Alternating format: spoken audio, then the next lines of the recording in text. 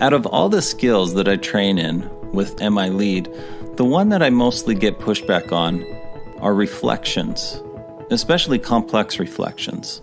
Probably about a quarter of the trainings that I do, I have a leader that speaks up after learning reflections and says something like, these are something I'm never going to use.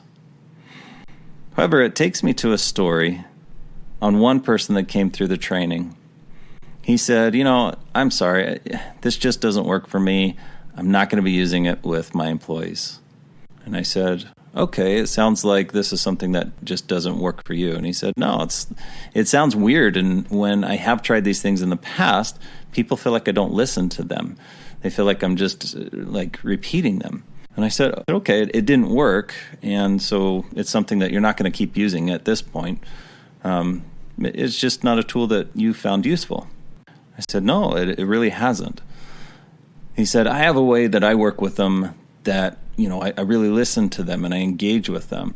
They enjoy the interactions that we have and the way that we create the environment that we do.